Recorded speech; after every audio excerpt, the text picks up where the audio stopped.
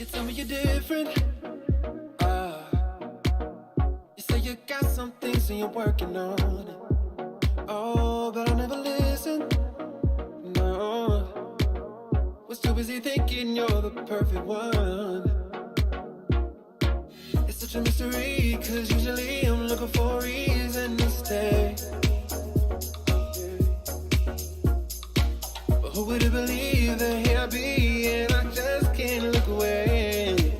Oh, you tried to give me a warning. So watch your step before you fall too hard. You tell me I'm crazy, I say not crazy enough. But I'm crazy for you, crazy, crazy about us. And I know that it's true, baby, it may be too much. But I'm crazy for you, crazy, crazy in love.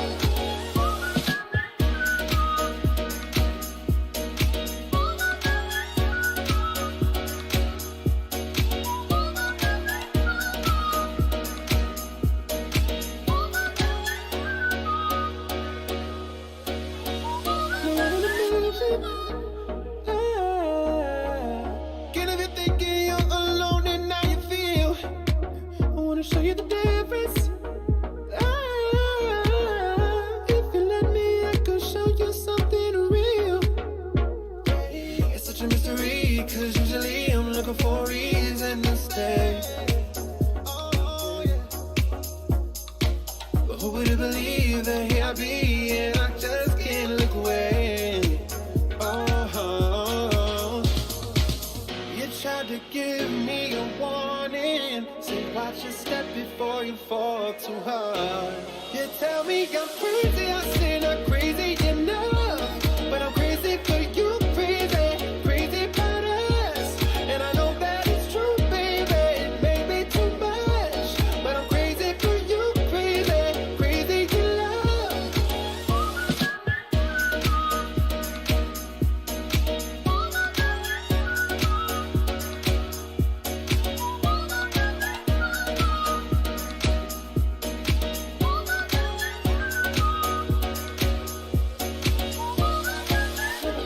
Never giving up, never giving up, never giving up, up on you. Never giving up, never giving up, never giving up, never giving up on you. Never giving up, never giving up, never giving up, never giving up on you. Never giving up, I'm ready for you. Never giving up on you. You tried to give me a warning. Say watch your step before you fall too hard. You tell me I'm crazy, I say not crazy enough. But I'm crazy for you, crazy, crazy about us. And I know that it's true, baby, it may be too much. But I'm crazy for you, crazy, crazy in love.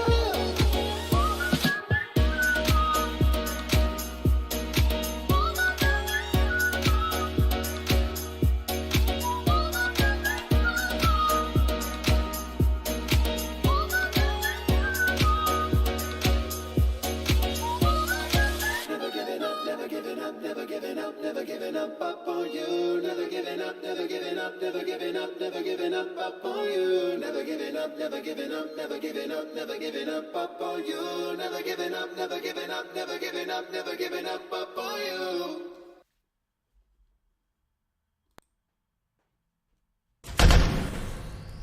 Ten, 9, 8, 7, 6, 5, 4, 3, 2, 1, 0.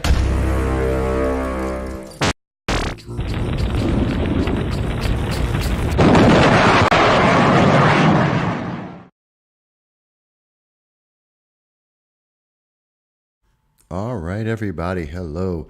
This is your host, Michael Voss, the Dragon of the Southern Tier, here on the exceptional conservative network on our program, the No Soundbites Allowed podcast. I am happy to be here with you, Michael Voss, Dragon of the Southern Tier.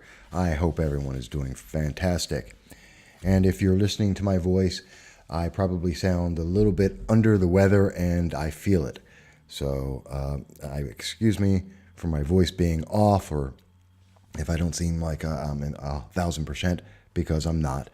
But we'll make do. Not a problem. We're going to keep going all the way through. because I'm here for you guys. You guys make the difference. You make the show, and that's why I do it every week. And I do also want to take a quick moment here and just mention that if you have not, if you're going to be in Vestal, New York, the Binghamton, New York region, Tri-Cities, the southern tier of New York on May 9th, please do send an RSVP, do drop by. There is a candidate event with the DA, Broome County DA candidates and others that will be speaking at the Broome County Republican Women's Club, and they'll be speaking there. It's a full event, so you'll be able to have dinner. There's a social meeting at 5:30. At 6 o'clock, they start a dinner. $20 will be able to get you chicken, spare ribs, mashed potatoes, baked beans, tossed salad. It's a really great meal that you'll be able to have there with a wonderful crowd of people. And then at 7 p.m. at the American Legion Post 89, they will start the actual candidate event, letting you know about the people that we'll be voting for in just 30 days. That's right, the rules have changed in New York.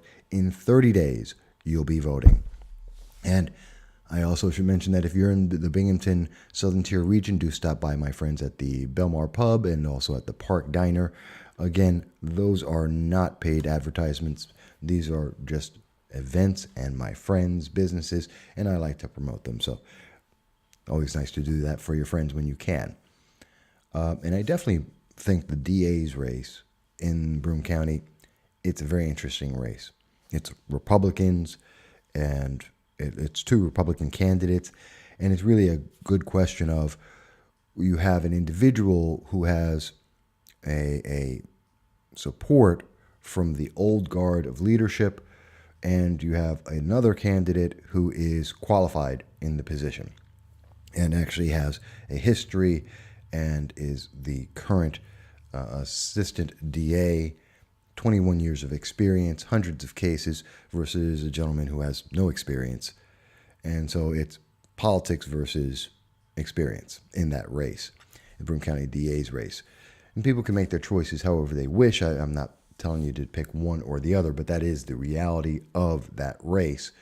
And it is a primary race for the Republican Party for the DA, and that's your real choice. And the Democrat in the race, as I understand, is also someone without any experience as being a DA, is also from outside the region, moved into the region about a year ago just for this race to be able to run for this, as I understand it. So that's going to be interesting. But the real challenge here is, what's better for the community? Someone with experience or someone who has ideas but is backed politically? For Republicans, that's the real challenge they have in that Broome County DA's race. It will be interesting to see what's going to happen. I will try to get out to the event if at all possible. So that being said, let's go forward and talk about a few other things that are going on in the region, in the nation, as a matter of fact. And one of the things I want to mention is, I see Cory Booker. He's a very unique individual. I have to say, he's just, I don't even know how to address this man. I really don't. Well, let me start with this. Let me start with the candidates for 2020 race, right?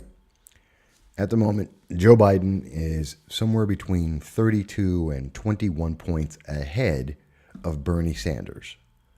Kamala Harris, in most of the polling, is showing that she's in third place. We've got Pete Buttigieg, who's been riding off of the fact that he's gay, and he's been up in the news recently.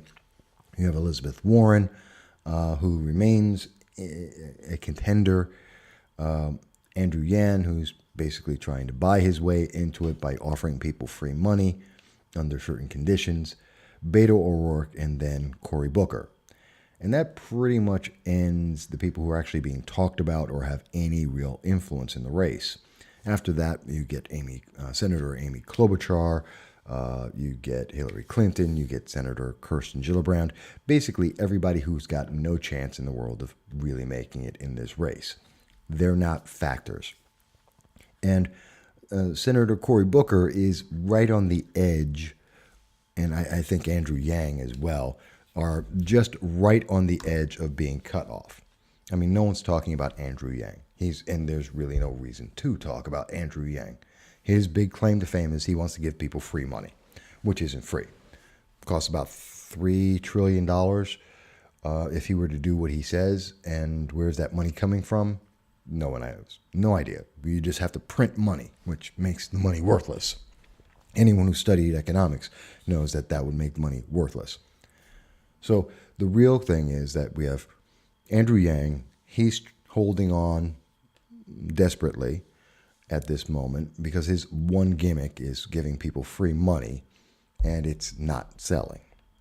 The other thing that's working is, and we have Senator Cory Booker, who also has no real thing that makes him worthwhile.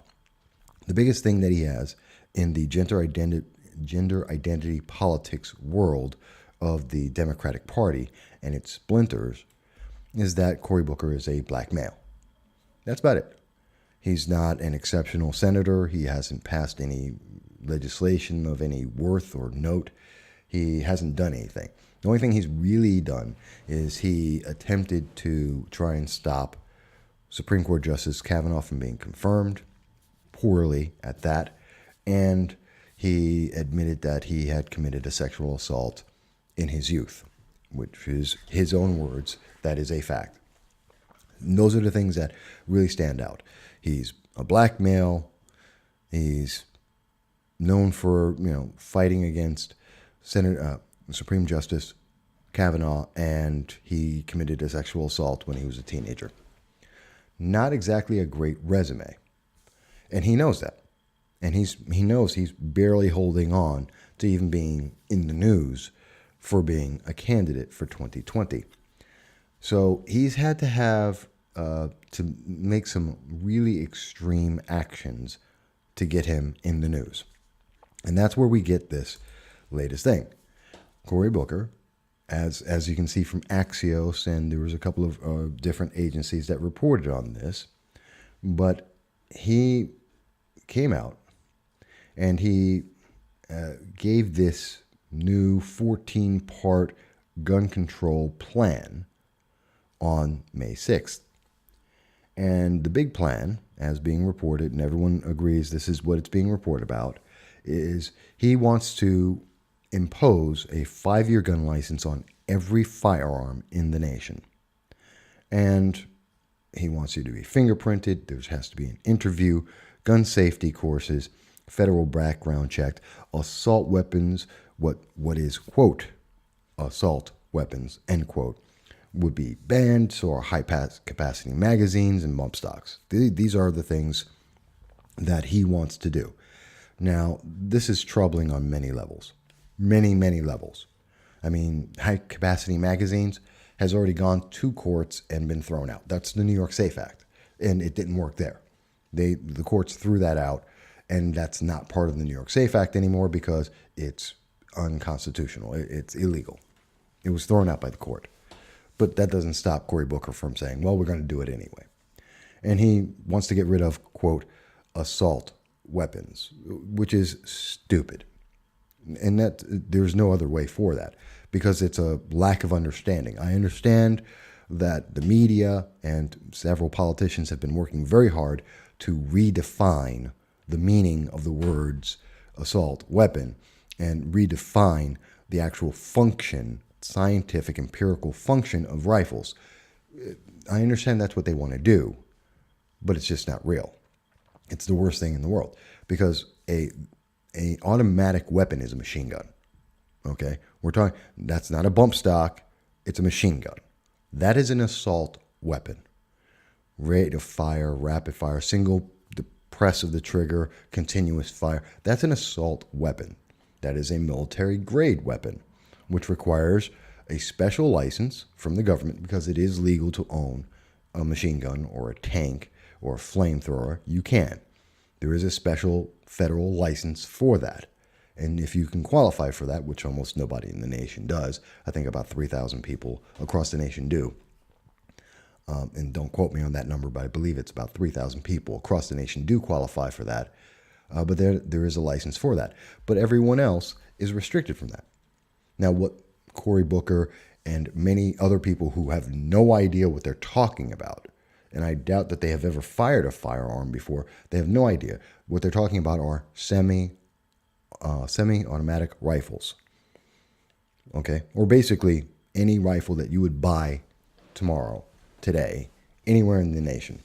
There is no, and I give you the best example is the Mini Ruger 14.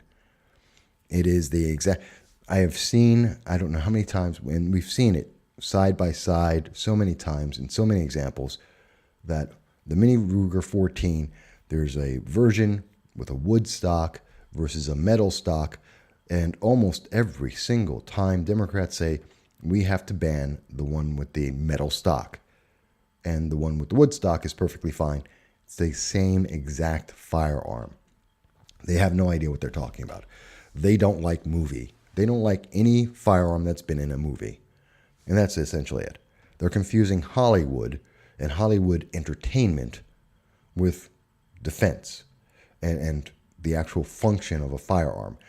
I don't understand. They talk about kids watching watching Roadrunner cartoons. They have to stop watching action movies because they have no understanding of what it is. What do they think that, if I go around with an AR-15 that it will never run out of bullets, that the magazines are endless? I mean, it's stupid. Why? Because it's movie logic. And yet they are making movie logic the basis of law. That being said, and I'm getting a little sidetracked there. So he wants to ban these things for no reason. But here's the really big thing. And I want to go back over it because it's pretty scary what he's saying here, okay? And it's in, is it in this announcement? Yeah, a 5-year gun license. And the process includes fingerprinting and interview, safety courses, and background check. Now, I'm fine with, we already have background checks. That's not a problem. And I don't think anyone's against gun safety courses. We used to have that in the 1950s in high schools. In high schools, we were teaching kids how to have gun safety. So I'm not against that. Let's put it back in the high schools like we used to. Not a big deal. Teach kids to respect the danger of a firearm if it's improperly used. Absolutely. I have no problem with that. And take away this fear, this omnipresent fear of a firearm that is detrimental. If you have an overpowering fear of something, you can't deal with it rationally. And rational thought is the most important thing, especially in dealing in a crisis situation. But the thing that gets me is the interview. Because that interview is also being coupled with another thing. So it's kind of like some proposals that have been made by State Senator Kevin Parker here in New York State, where he wants to have a conversation, which is, what are we getting from that interview, from that conversation? What is it? There's a checklist? Who gets to make that checklist? What are the things that you can't say? Now we're restricting someone's freedom of speech because I have to be able to pass an interview that someone, so if the interviewer is a Democrat and they don't like conservatives or libertarians or Republicans, does that mean I fail? How do you take the bias out of an interview, a conversation? I mean, there is so much abuse that is prone and obviously available in this. It's kind of terrifying. But it gets a little bit worse because Booker, in yet another conversation, decides to say he goes with Eric Swalwell. Eric Swalwell is also a 2020 presidential candidate who is so meaningless and so useless that no one even remembers that he's running for the presidency. Eric Swalwell is a representative in the House of Representatives, and no one's paying attention to him. And Eric Swalwell, the only thing he has is he wants to put people in jail for owning a firearm. You have two choices under Eric Swalwell's views of the Second Amendment. You can sell your firearms back to the government, or you can go to jail. That's what Eric Swalwell is saying, and that's his claim to fame for the 2020 presidential race. If you are afraid of firearms, if you believe the firearms are Hollywood movie firearms, if you can't tell the difference between an action movie firearm and the real world, then you got to go with Eric Swalwell and say, we've got to ban them all. The government gets to take them all. And if you don't sell your firearm to the government, then you're going to go to jail, which is terrifying, because that's basically, we're looking at the Venezuela situation amped up. That's worse than what started in 2012 in Venezuela. And in the last, I think it was the last show that we did on Saturday, we were talking about that. In Venezuela in 2012, as reported by the BBC, we know that the people lost the right to have firearms. And that has led, as confirmed by MSNBC, because the government now owns all the firearms, the government has all the power. The people can't do anything. They have no control. So this is what Eric Swalwell is saying. And everyone, because no one cared about Eric Swalwell, no one cared about what he was saying, although we should, because it shows a trend in the mindset in the Democratic Party. But Cory Booker paid attention. And Cory Booker, who needs attention, because no one is paying attention to him, decided and this is in an article that's called Cory Booker, Americans Should Be Thrown in Jail If They Won't Give Up Their Guns, published by John Gage on May 6th at 1:30 p.m. And that's from the Washington Examiner, in case you want to look it up. And so in that article, Cory Booker, Senator Cory Booker, is quoted as saying that, and I'm quoting here again, we should have a law that bans these weapons. That would be assault weapons, which don't exist unless you're in Hollywood. And continuing, he says, and we should have a reasonable period in which people can turn in these weapons.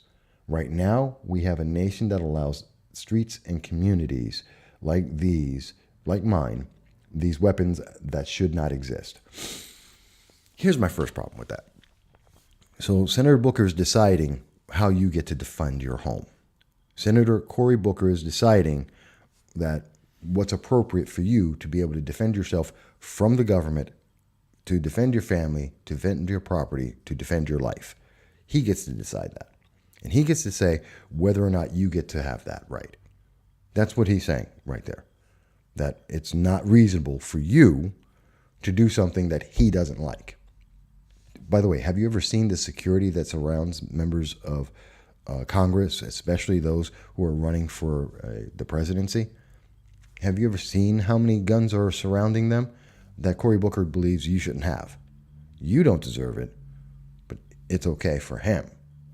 You know, he doesn't want it for people in New Jersey, but it's okay for him to have it. Okay, that's another thing. But here's the key word, and the thing that really bugs me about this, because no one ever really pays attention to this, and we really should. Reasonable period of time. We should have a reasonable period of time for people to turn in their firearms. Okay, that's Venezuela. That's socialism. That is the start of a takeover of government. That the people have to give in their firearms. So let me ask you, first of all, what's a reasonable period of time? A day? A week? A month? A year? 5? 10? What's reasonable? Reasonable to who? Okay? And you have to turn in your firearms, your assault weapons, which don't exist. And since they don't exist, we're talking about semi-automatic rifles. Okay. And what else? If we're defining it because you have a magazine, which is totally detachable and replaceable, then what? That's kind of scary. Because the definition doesn't exist. They're making up terms and throwing things in place. But, Cory Booker goes even further, especially when you use words like reasonable. What does that mean? Reasonable to who? How do you define reasonable? You know what's reasonable to me? Never. You never get to take away my firearms. Period. You don't get that right because the government doesn't have that right. Inherently, I have a right to defend myself. It's called the Second Amendment. The government never gets a right to take that away from me. Period. Unless, as a society, we have agreed, if you've gone out and committed heinous crimes, felonies, then you give up that right because you have abandoned the social contract. I can agree with that, but not reasonable time period to give. No, I'm not going to do that. I don't live in Venezuela. I don't want to live in Venezuela. I don't want America to become Venezuela. I know, many of the Democrats do, Bernie Sanders and Alexandria Ocasio-Cortez, so many others, but I don't, and I don't think most of America wants that. But, the other thing that really scares me about this is Cory Booker goes on to say that he believes, and this is his conversation, that people should be put in jail if they, and just as his comments in that article, saying that he believes that should be on, just like Eric Swalwell, if you don't give up your firearm, if you don't give the government your firearm, if you don't leave yourself defenseless, like in Venezuela, where you have no power and no way to defend yourself or your family, that, you should go to jail. That's terrifying to me. That is terrifying, and no one should be happy about that. Imagine someone is breaking into your house, which I have had happen to me. Someone is trying to break into your home, and they would deny you the ability to protect your house and your family and your life because they don't like it, because they saw a movie and it scared them, because they're so snowflake that, that was a scary movie. We can't let you have that. Yes, the firearm can't do what it did in a movie, but you can't have that. How dare you? How dare you? It just doesn't make any sense to me, folks. And they're going to put you in jail for that. Imagine, they're going to put you in jail for exercising your right because they don't like what you have. And if you can do that to a firearm and immediately after doing it to your firearms, they can do it to anything else. They say you can't have a magazine because they don't like how many bullets are in it, because they just don't like that. Okay? If you take that away and you take away a firearm because they don't like the look of that firearm, not the function. Because if they said the function, well, then they'd be getting rid of every firearm that's been made in the 20th century. No, what they're saying is they don't like the look, which is the first step to saying, well, they just don't like them at all, which some people like former Supreme Court Justice John Paul Stevens has said that, no, he just wants to get rid of the Second Amendment, and several of them have said that. But no, what he's saying is, we're going to get that firearm gone. I'm terrified of this. I really, really am terrified. You know what? I want to play something that I said at the Liberty Weekend. I was at Binghamton University. I was speaking about issues of red flag laws and the consequences of many of the things that we're hearing about today. And I just want to play a small clip of part of what I was saying that time. And I want you to think about that in the context of they will put you in jail for something because they don't like it. They're going to put you in jail for having property, for exercising your rights, for defending yourself because they don't like it. And so I mentioned this at the time. That's why the Second Amendment exists.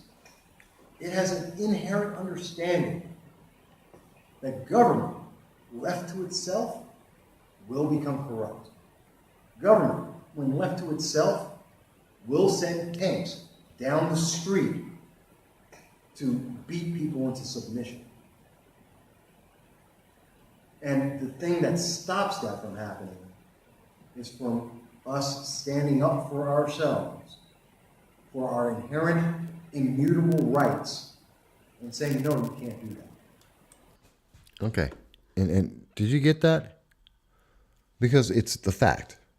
The Second Amendment prevents the government from rolling tanks down the street. That's the only thing that stops them. Because there are 160 million Americans that have firearms today. There, in New York State alone, where I live, there are 5 million people who own firearms today. 1 in 20 people. Half the nation, 1 in 20 people. So your neighbor, and if not your neighbor, the person right next to them, probably owns a firearm. And you're still alive. And they've had it for decades, and you're still alive. That firearm didn't suddenly just kill your neighborhood. Doesn't happen like that. But they want to take away that, and they want to tell you, okay, and this is exactly what they told the people in Venezuela. Venezuelan people said, oh, we've got to do something. The violence, oh my God, it's so terrible. We've got to do something. So the government did something. They took all the firearms. And then the government said, and we're going to roll some tanks down the street. We're going to run over people. We're going to shoot and kill people because we have all the power and you can't stop us. That is terrifying. And that's what the Second Amendment was built. That's why it was written, to prevent that from happening. Venezuela didn't pay attention. Venezuela said, we will give up our freedom for the illusion of safety. And that illusion fades. And it always leads to tanks running down people. Tiananmen Square, over in Moscow, with the RFGC and their attempted takeover, that coup. And now we see this here in Venezuela. It's terrifying, folks. It's really, really terrifying. Okay, let's take a quick break, and then we'll be back, and we'll go forward from there. So let's go with this.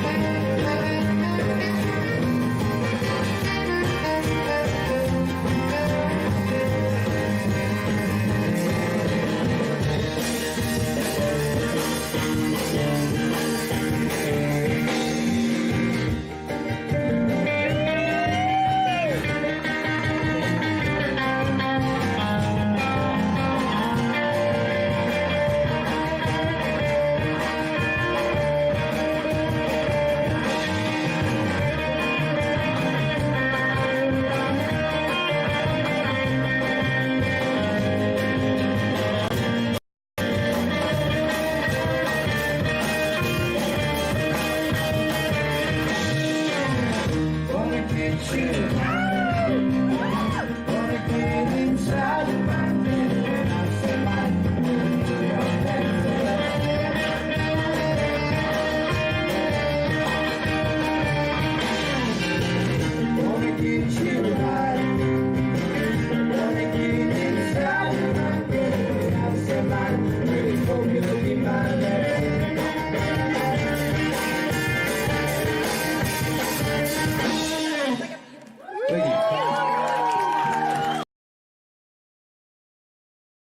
All right, folks.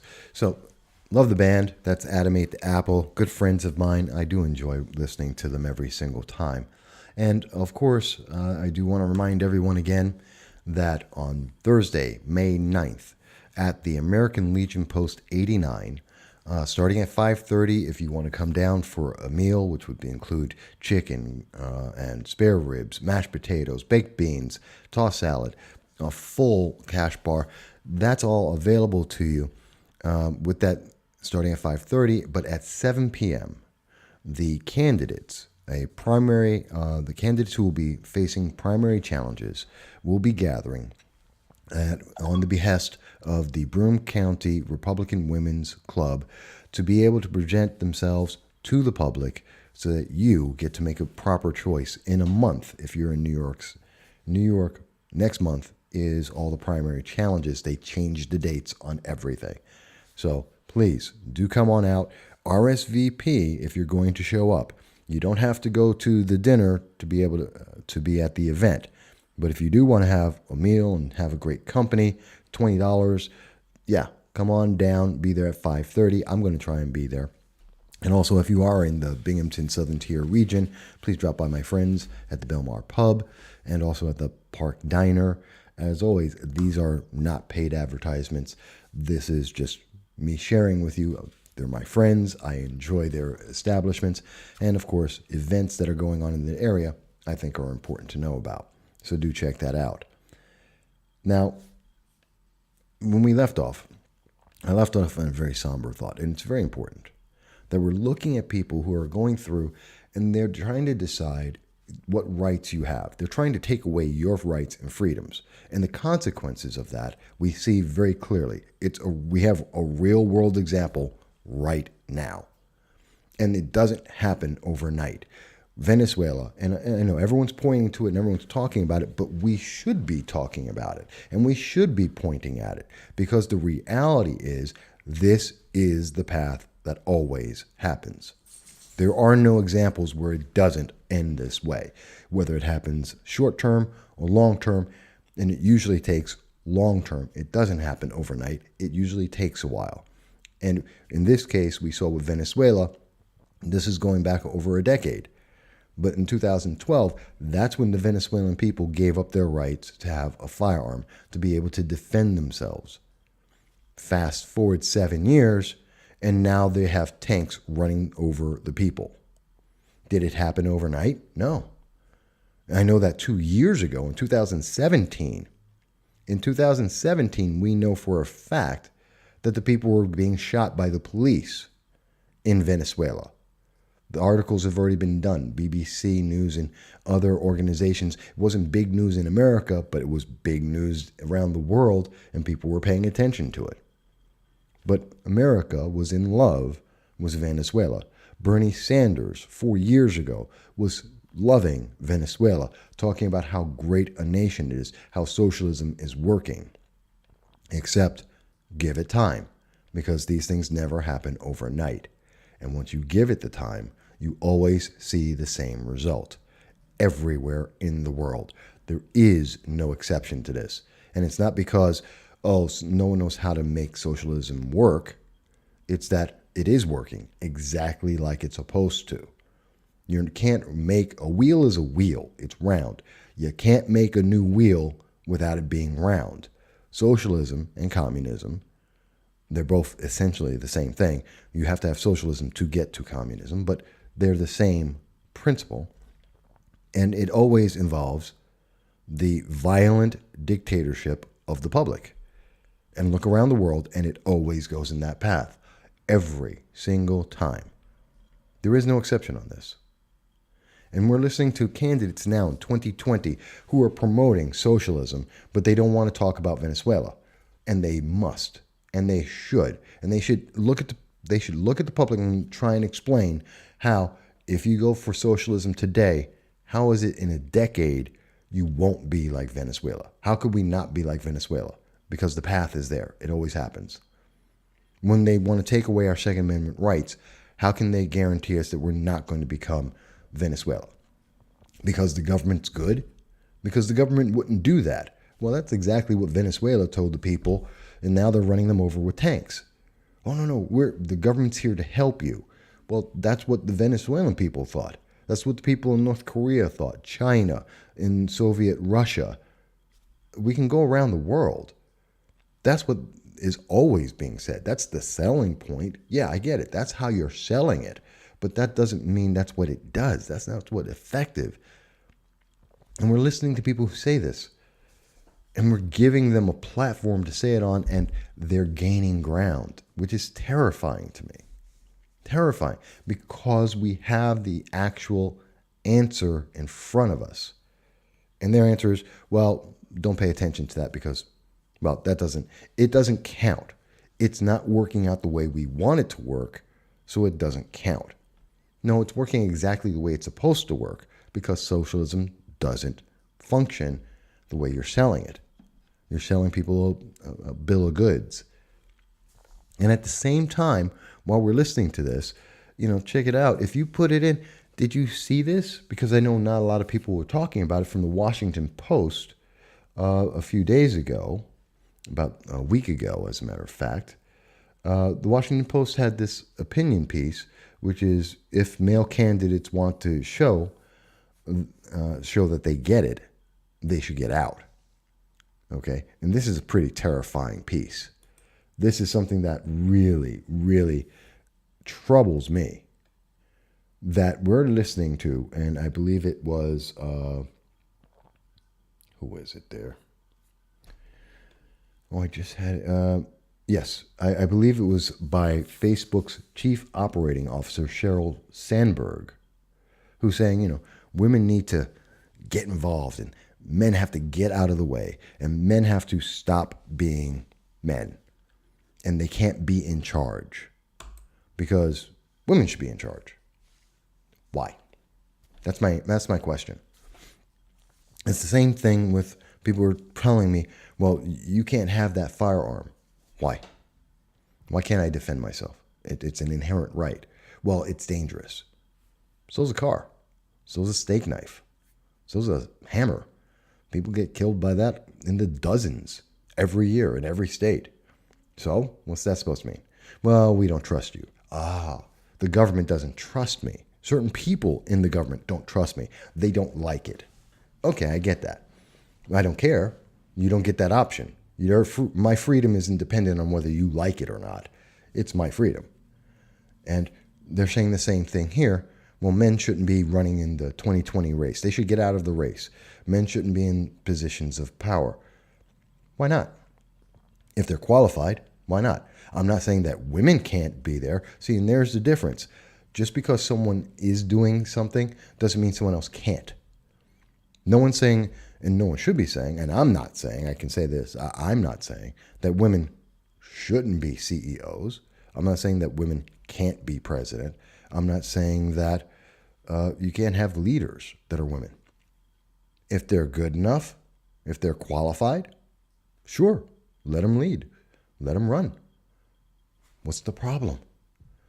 But if they're not qualified, and the only answer that they have is, well, I'm a woman, who cares? I don't care. I don't care what your gender is. That's not an intrinsic quality. Unless you're talking about giving birth and you're talking about, well, you're pregnant. Okay. Men don't get pregnant, period. I don't care what trans science you're talking about. Men don't get pregnant. Women get pregnant. Okay. So if you're saying, oh, I want to be pregnant, well, that's okay. That's a gender specific thing. But other than that, we're not talking about that. We're talking about elections. We're talking about elected office. We're talking about business ownership. If a woman wanted to create Facebook or create the alternative to Facebook, go right ahead. Get the financial, go out, get the financial backing, write the software program, do the marketing, and sell the product. What's the big deal? Why does a man have to get out of the way to let a woman do that? It's called competition. Zuckerberg, and I don't like Facebook at all. I have massive problems with the censorship issues in Facebook. If there is a woman who has a better alternative to that, please come out with it. I'm looking forward to that alternative to Facebook and Twitter and the censorship of social media that exists right now with Google as well. Let a woman come out with a better product, I will use it. I think millions upon millions will do so as well, and you'll have, you'll have competition, you'll have success. But the success will not ever be dependent on, well, it was a woman who did it. I don't care. Guess what? Most people didn't, until Zuckerberg showed up in his movie, and more importantly, until he showed up in front of Congress, most people didn't know that it was a man or a woman who ran the business, because it didn't matter. Facebook is a product. It doesn't matter. Most people don't know who runs GM or Ford. They don't know if it's a male or a female. And guess what? You don't care, because it's about your car. Does the car drive? People don't know who owns Honda or Toyota or Mitsubishi. Does it matter if it's run by a man or a woman? No, because it's about the car. It doesn't run. If you're mandating that it has to be a man or a woman, well, why? Because it's rather sexist to say that someone must be. Not that they can be, but they must be this because someone else doesn't like that gender. When I listen to, Sheryl Sandberg, and I'm looking at the Washington Post, and they're saying that men have to get out of the way. Why? If women want to compete with men in whatever arena, they should have an equal and fair chance to do so. Not that someone else has to be denied an opportunity. I mean, that's one of the things we see in a lot of movies all the time. The Last Jedi as an example. Captain Marvel as an example. Where suddenly we have to dumb down everyone else to make that female protagonist better. We're not talking about aliens. We're not talking about Terminator 1 or 2. We're not talking about someone who elevates themselves and through their ability and their qualifications that they rise to the top. And I know I'm using entertainment movies as an example, but still, we're not talking about someone. Well, I'll use a great example: Kamala Harris or Kirsten Gillibrand, or well, not really her, but still, Nancy Pelosi. These are people who rose to the top. Was it because they're women or because they're qualified? If you tell me it's because they were women, then they're replaceable. Any woman can be put in the place, kick out Nancy and put someone else in, because it's only about her being a woman. If she has you're telling me she's mindless. She has no other use or purpose or worth or anything. If it's only because she's a woman, then you deny everything about her. I'm sorry. I don't like the policies of Nancy Pelosi, but I will stand up for her better than I think she does a lot of stupid things, and I think she doesn't consider the consequences of what she says or the bills that she's trying to promote. I'm not going to tell you that Nancy Pelosi is stupid or that she's not capable, that she hasn't earned her position in leading the Democratic Party, in leading the House of, the House of Representatives. And I think it would be insulting for someone to say the only reason why she's doing those things is because she's a woman. That is insulting. She's done it because she's capable and she has the ability and she's used that ability effectively. No man had to get out of her way. She fought and she made her presence known and she took over. And you can say that about Klobuchar. You can say that about Kamala Harris. You can say it about a lot of people, that they earned it. And good for them. And I'm proud of them. And that's a great thing. And I won't take that away from them. Now, does that mean that I like their politics? No, it doesn't mean that I like their politics. I don't have to like their politics. That's not part of the deal. I can appreciate and respect what they have done without having to step aside. I'm not going to give someone, that's like saying, well, you have a better car than a woman. Give her your car. Why? Because she's a woman. And let her go out, get a job, and better job, worse job, save the money. It doesn't matter. And go and buy whatever she wants. She doesn't get to have what's mine just because I happen to have a gender that someone else doesn't like. Sorry, that's not how it works. You want to compete, you want to have things, go and do it yourself. But that's not what we're hearing from the 2020 candidates. The same people who are trying to tell us what rights we can and cannot have and what rights we can exercise are also the people who are telling us that they're picking and choosing people by categories. This category is better than that category. If you're a black woman, you're better than, I don't know how many other categories of people today. And tomorrow, if you're gay and Chinese, well, you're more important than the black woman. If you're transgender, well, you're more important than all of them. And tomorrow, those numbers and all those positions may change. And we'll create a brand new category of skinny people or fat people. I don't know. It's just a way to separate people, to segregate them, to deny them their actual abilities, and to put it under this umbrella of, well, the government will protect you. That's why we're doing it. You no longer count as an individual. You don't have the right to own a firearm as an individual because you're not good enough.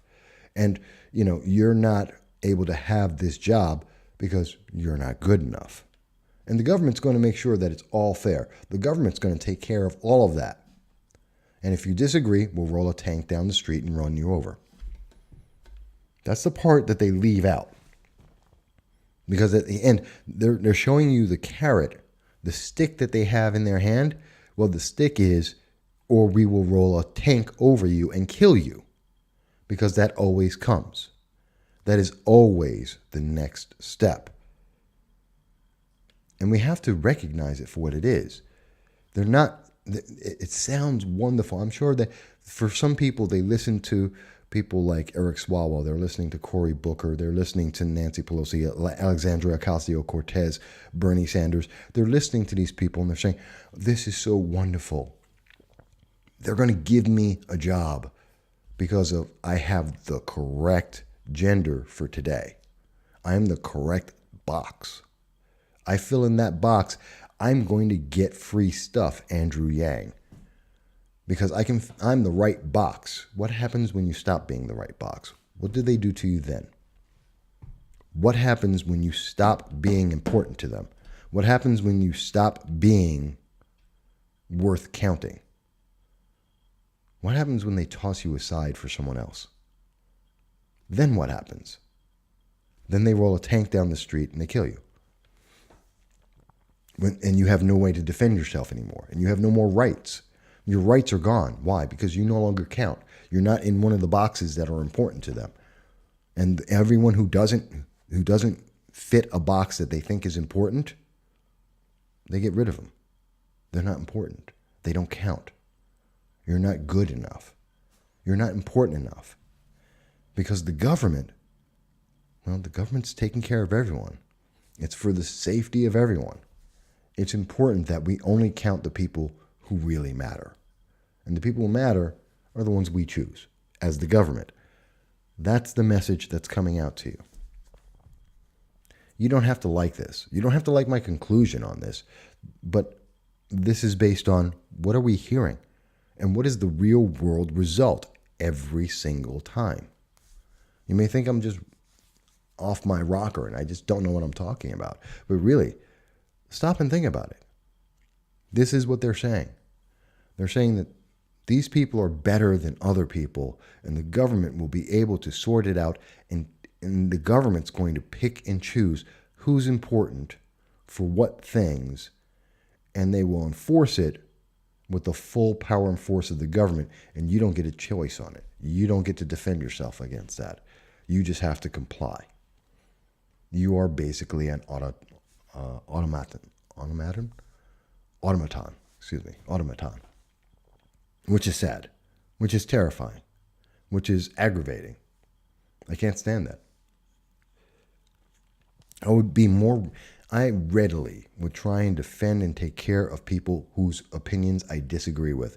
I would stand and defend Nancy, and matter of fact, I have, as a United States Marine. Many of the members of our military do this on a regular basis. We will defend this nation and people like Nancy Pelosi, Alexandria Ocasio-Cortez, Bernie Sanders, Cory Booker, Eric Swalwell, and their ability to try and fight us and try and take away our freedoms. And I would rather fight for them and fight to defend them trying to take away my rights than to live in Venezuela. I don't want this nation to be Venezuela. People should have the freedom to choose because as an individual, you get to choose. Government didn't create anything. Government doesn't create stuff. Just doesn't. Government destroys a lot. Government takes a lot. But government doesn't build. It doesn't grow. It doesn't nurture.